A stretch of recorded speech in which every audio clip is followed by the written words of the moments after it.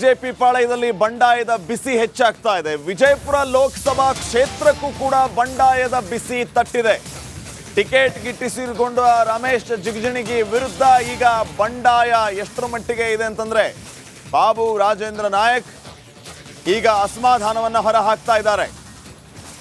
Ticket ನನಗೆ ಸಿಗುತ್ತೆ ಅಂತ ಹೇಳಿದ್ರಿ, ಆದ್ರೆ ಕೊನೆ ಕ್ಷಣದಲ್ಲಿ ಕುತಂತ್ರ ಮಾಡಿ ಟಿಕೆಟ್ ಅನ್ನ ತಪ್ಪಿಸಿದ್ದಾರೆ.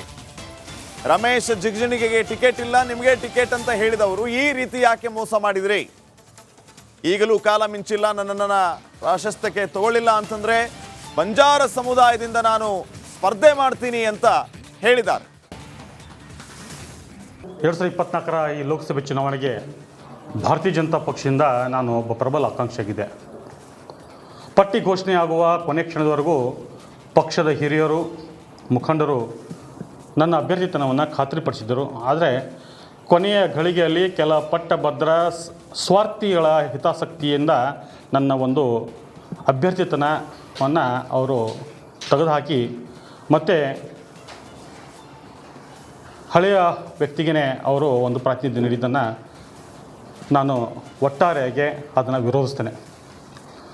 ಆದರಣೀಯ ಪ್ರಧಾನಮಂತ್ರಿ ಜಗಮೆಚ್ಚಿದ ನಾಯಕ ನರೇಂದ್ರ ಮೋದಿಜಿಯವರ ಕನಸಿನ ಒಂದು ವಿಚಾರದಂತಹ ಅವರ ಧ್ಯೇಯೋದ್ದೇಶಂತಹ ವಿಶ್ವಗುರು ಭಾರತವನ್ನು ವಿಶ್ವಗುರುವನ್ನಾಗಿ ಮಾಡಿಸುವ ಒಂದು ದೆಸೆಯಲ್ಲಿ ಅವರ ವೇಗಕ್ಕೆ ಸಾಥ್ ಕೊಡುವಂತಹ ವ್ಯಕ್ತಿಗಳು ಅವರ ತಂಡಕ್ಕೆ ಬೇಕಾಗಿರೋದು.